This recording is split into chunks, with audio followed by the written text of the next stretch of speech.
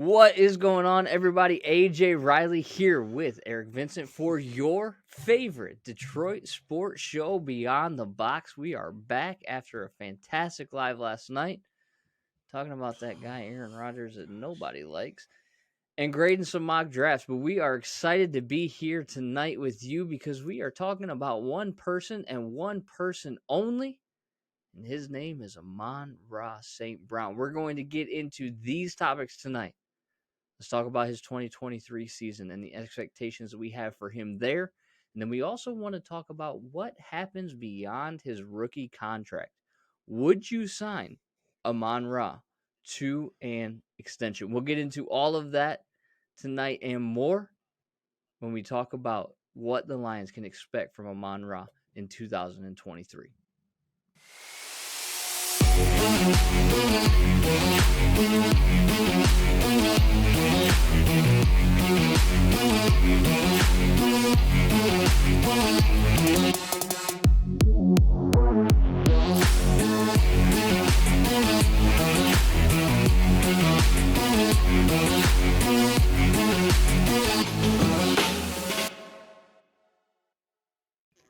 All right, we are back and ready to rip into Amon-Ra in a good way. Want to do a deep dive on him like we've done with Aiden Hutchinson, Jameson Williams, and David Montgomery. All of those videos you can see on our YouTube channel, so make sure that you have liked and subscribed there. Go ahead and like this video and give it a share as well. But Eric, let's talk about the sun god. Let's talk about Amon-Ra St. Brown. How excited are you for his 2023 season? He's one of my favorite players with the Detroit Lions. I'm a wide receiver. I used to play receiver in high school. So I have a soft spot in my heart for wide receivers with the Detroit Lions. I'm sure you do. And he's just it shows in your arguments on the show. Little juice to it. But honestly, also, in chat, I would love to hear your comments in the comment section about this. To me, I think he's been Brad Holmes' best draft pick so far. I think he has been his best find. Sun God has been nothing but spectacular. I mean, coming over his rookie year, he didn't get out to a hot start, but he did warm up when Josh Reynolds was acquired by the Lions, and we saw some chemistry be developed between Goff and Amon-Ra St. Brown. But he is, I think, the perfect complement to this offense at wide receiver. A great possession guy, catches with his hands, very explosive at the line of scrimmage in terms of getting defenders off of him, and you can line him up anywhere. Not only that, we see him in creative packages where they flip the ball to him like a running back at times. So he is a unbelievable gadget player, and I'm super, super excited to see what he does in 2023 behind this offense. You talked about him getting off to a slow start, and I'm looking at his stats. 4 targets in his first game, 5 targets in his second game, 1 target in his third game. Jumped up to 8, then 8, then 7, then 5, 6, 4, 4. And then week 12, 12 targets. And he never had less than 10 targets for the rest of his rookie season.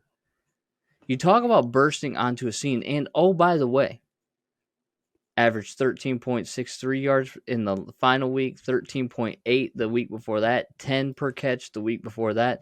Like, he made an impact the moment he started getting more targets. Once Jared Goff started going, listen, I can get this guy the ball and he's going to catch the ball, that made a huge impact. We're talking about a guy that did not see double-digit targets until week 12 and still racked up 912 yards on the season.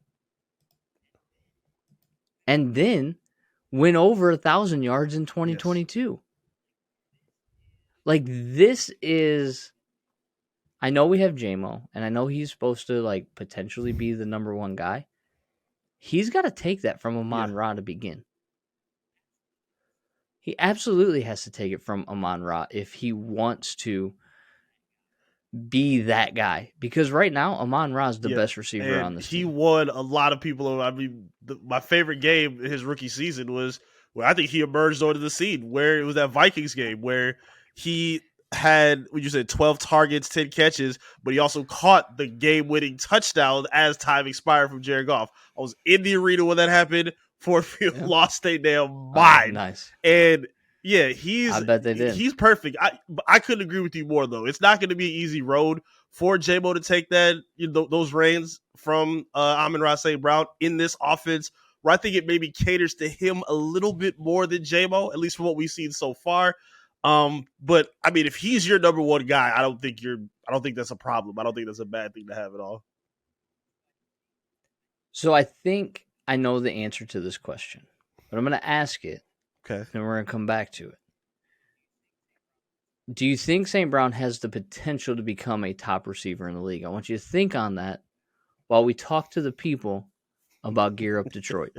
You are just working it with these teasers. I love it. Detroit sports fans, let me talk to you real quick. Did you know you can now rep your favorite Detroit team in style without even leaving this page? Gear Up Detroit store is now available right here on YouTube, just below the video you're watching right now. That's right. You can browse through our range of high quality, unique, and stylish merchandise from all of your favorite Detroit sports teams, the Lions, Tigers, Red Wings, and the Pistons, without missing a moment of your favorite show. Also, if you want to explore even more awesome gear, you can always visit gearupdetroit.shop for a full range of tees, hoodies, hats, and more, all designed by talented local artists.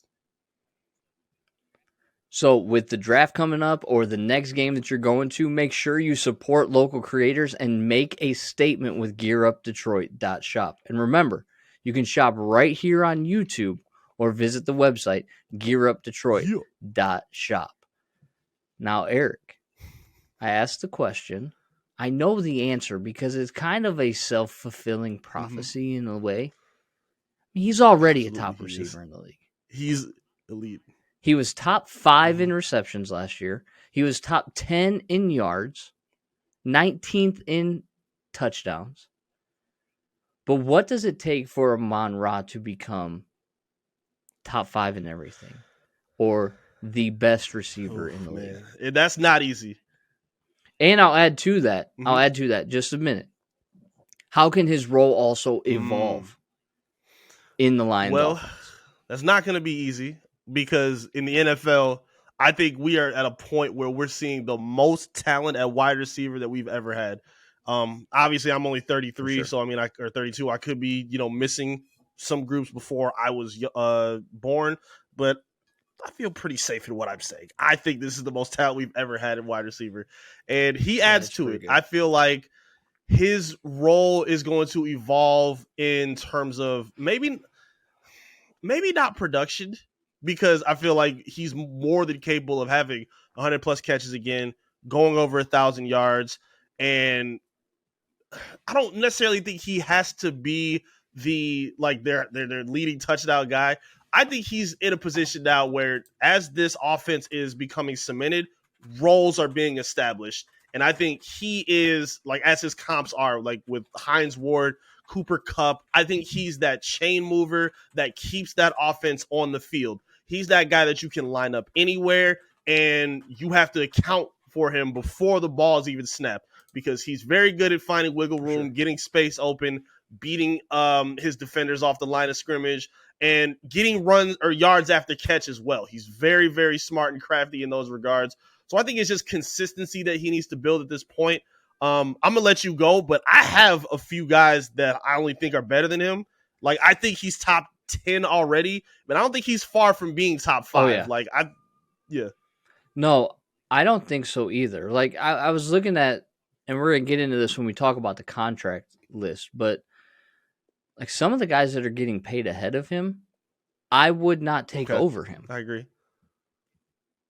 For instance, and this might get me hung out to dry, but CeeDee Lamb. Better. Yeah. Yeah. T. Higgins. Better. But Facts, both are getting paid more than him.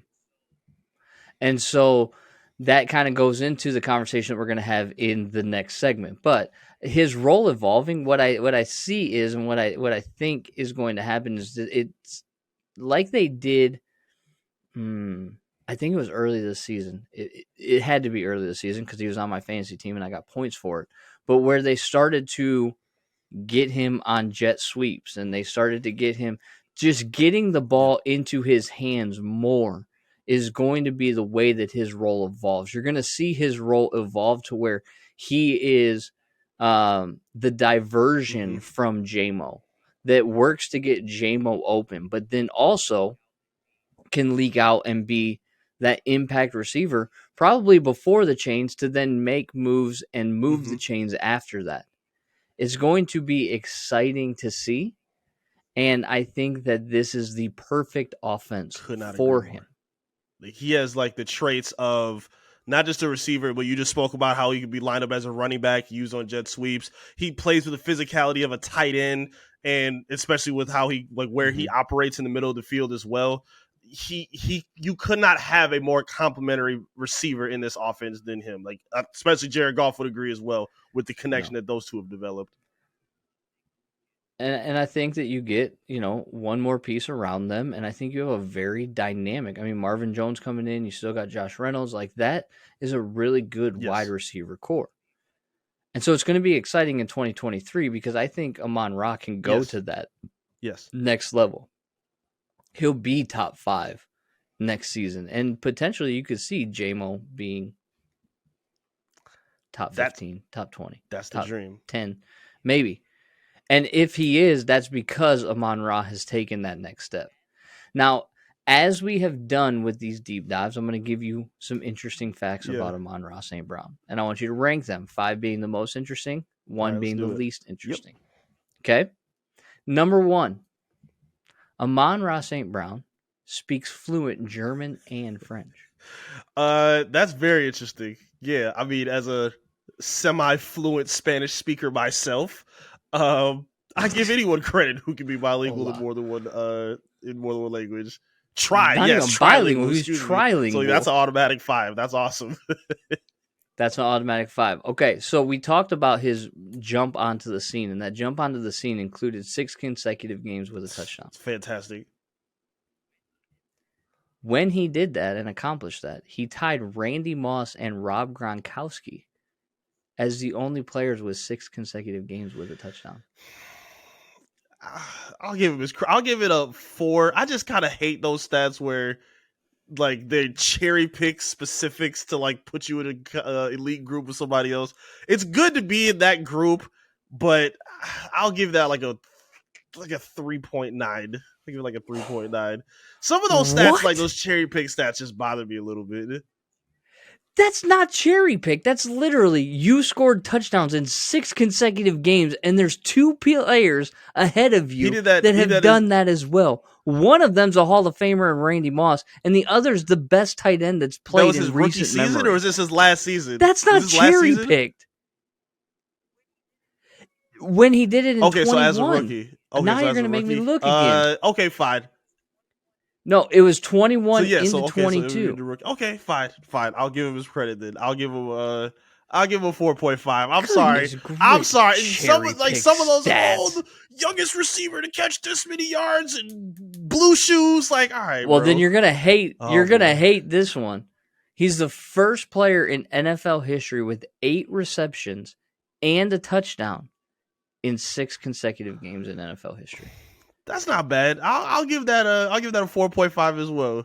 While wearing white shoes and his shoelaces were tied left-handed. Stevie Wonder in his head. Oh, great, fantastic. No, I'll give him props for that.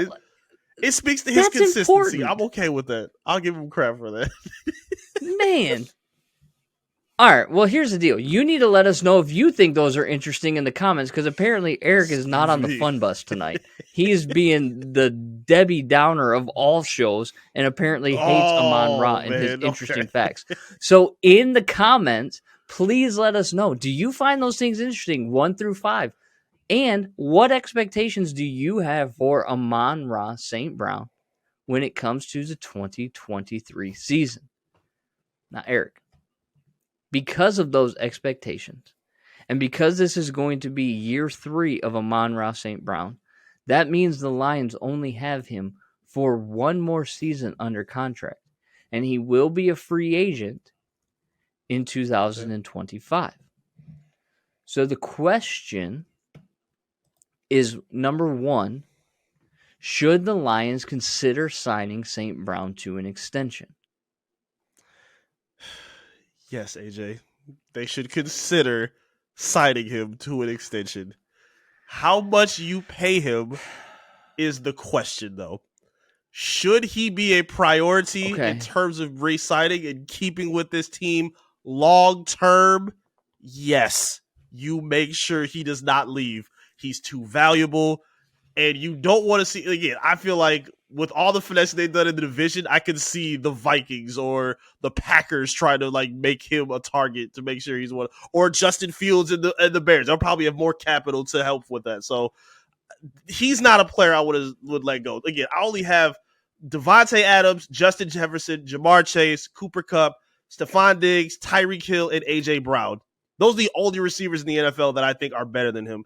And while you believe wide receivers are expendable, elite wide receivers are not expendable. And I would not be in a position where I would want to let him go just because it might be too expensive. I'm not letting him go.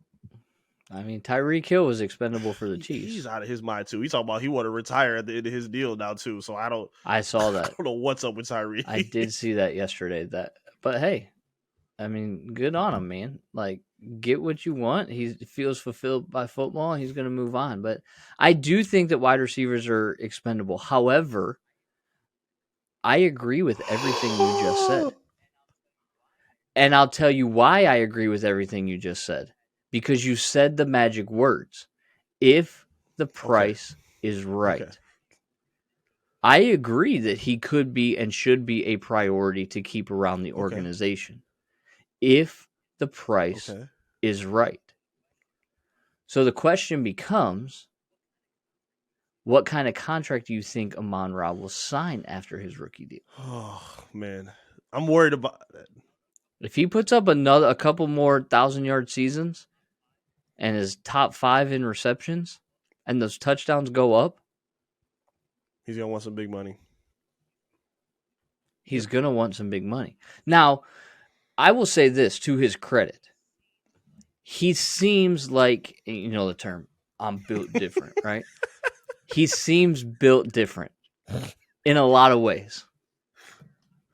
To where I don't, and listen, people want to get their bag. I totally get that. And players have every right to get their bag. I have no problem with that. Doesn't mean teams need to pay it, but I have no problem with players going and getting their bag. I could see him taking less money to stay Me too. in Detroit for a couple of reasons. One, I think he really enjoys Dan Campbell and playing for Dan Campbell. Two, Detroit drafted him when 16 wide receivers were taken before him. And I could see him being the type of person that's like, yes, ride or die. Yep. Right? Which bodes well, but he's still going to want to get paid. So I went and I averaged, and this is in 2023, heading into the 2023 season. The top 10 wide receivers, their money, and I want to make sure that I get this right, and I'm going to read it exactly how I saw it. But the top 10 wide receivers in the NFL this year will make about, on average, 23.2 per year. Okay. What does that number say to you? Means the Lions got to collect a lot of cans. It means they got to parlay a lot of money to make sure he don't stay. And 23 sounds like a lot, especially if he does have the production that we think he's going to have. But you're not wrong, though. He does seem like the ultimate culture guy. Like, we see him in the offseason. Like, he was just out in SoCal with J-Mo and Goff and all the wide receivers, working on routes and building their, cohesiveness together. And I like that. And he doesn't strike me as to me, I believe he likes having that chip on his shoulder. And playing for a team like Detroit, I think is the perfect opportunity for him to do that. I know a lot of people don't like hometown. It's not a hometown discount, but I don't know a lot of teams that love the discounts, but I think they'll be able to come to a reasonable number to keep him here. I do.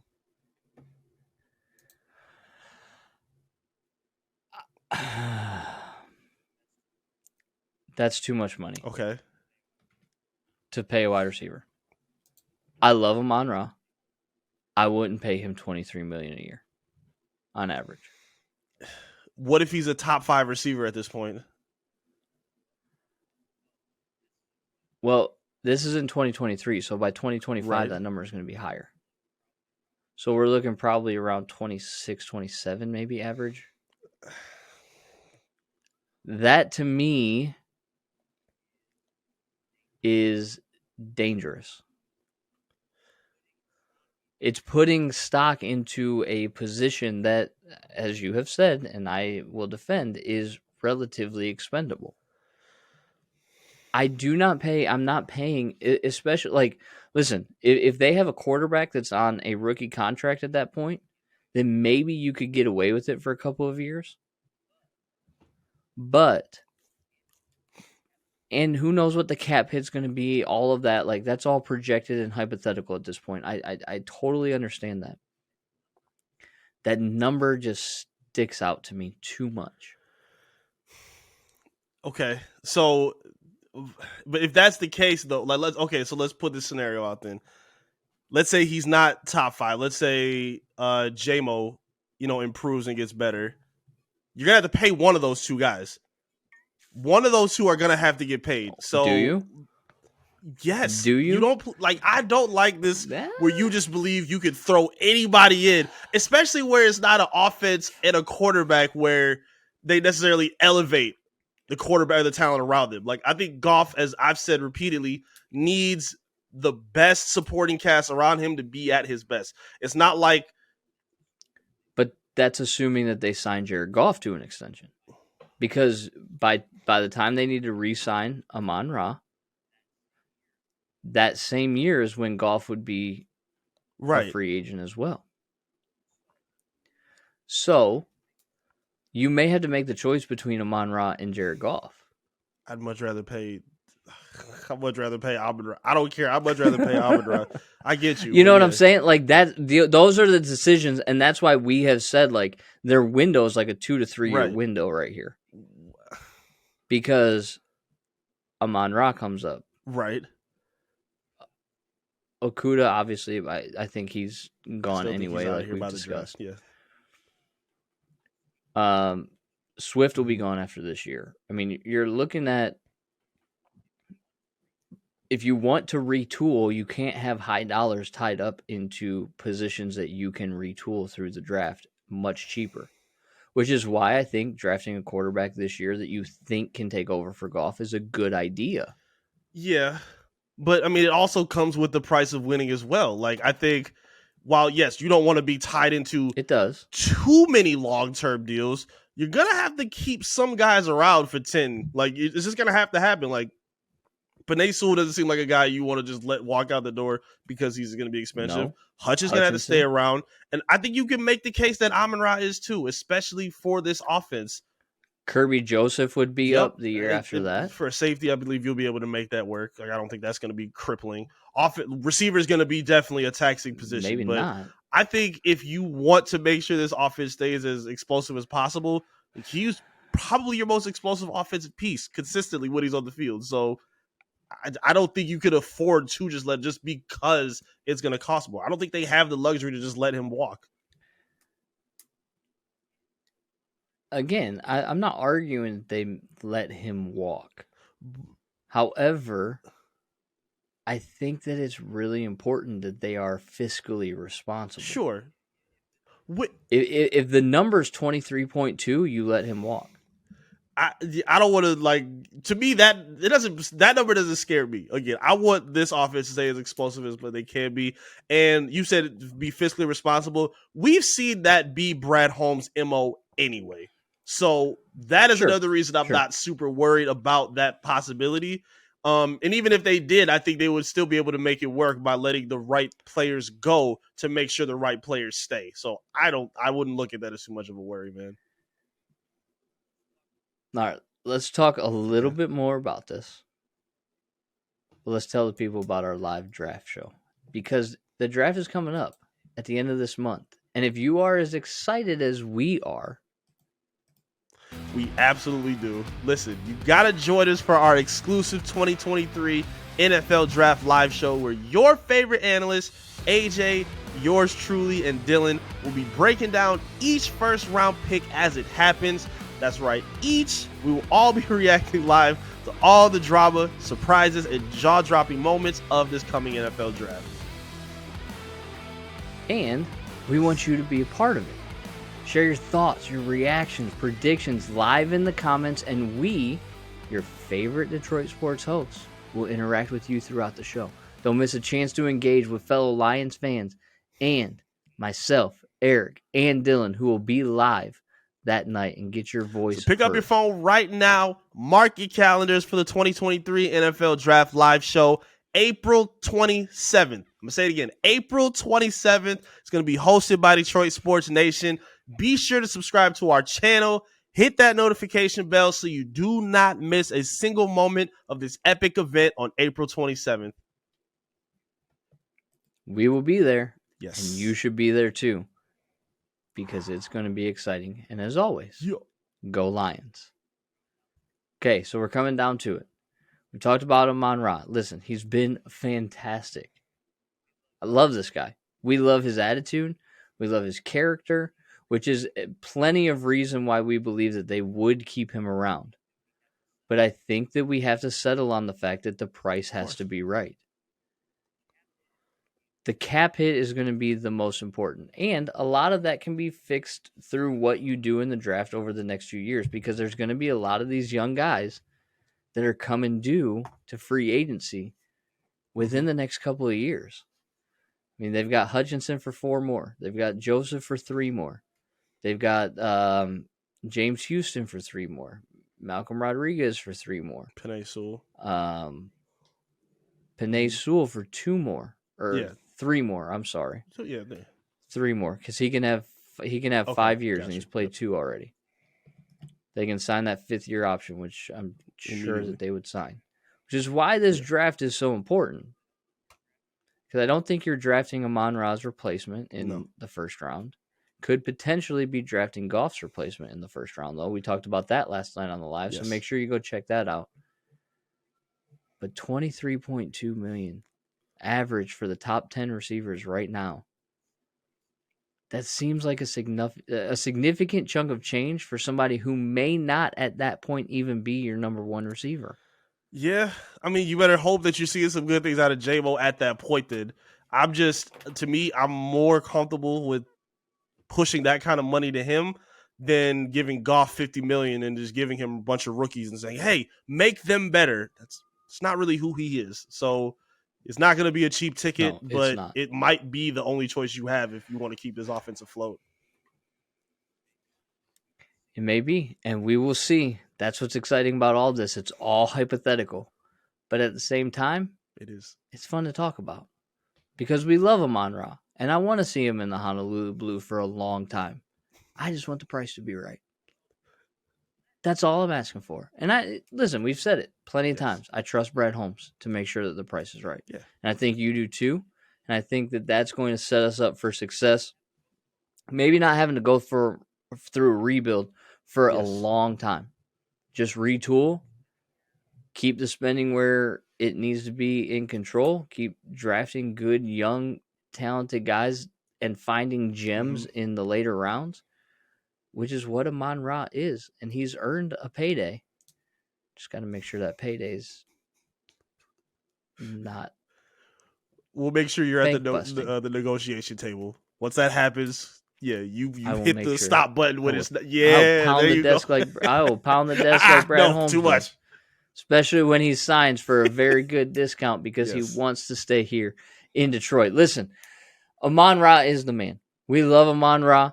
He has been fantastic in his first couple of years here in Detroit in 2021 and 2022. We expect big things from him in 2023 in that role that's going to evolve, that's going to hopefully push J-Mo into a 1A, 1B situation with him in that wide receiver core. They've got a great vet in Marvin Jones to learn from, who's wearing number 0, by the way, which is awesome. And we can't wait. We're excited. We will be live for the draft show. We'll be coming at you live as well on Monday night at 9 o'clock. Talking more Lions football. It's all Lions football until the draft, and we know exactly what this team looks like in 2023. We can't wait for it. We know you can't wait for it. But for now, it's time to say goodbye. He's Eric. I'm AJ. This has been your favorite Detroit sports show, Beyond the Box.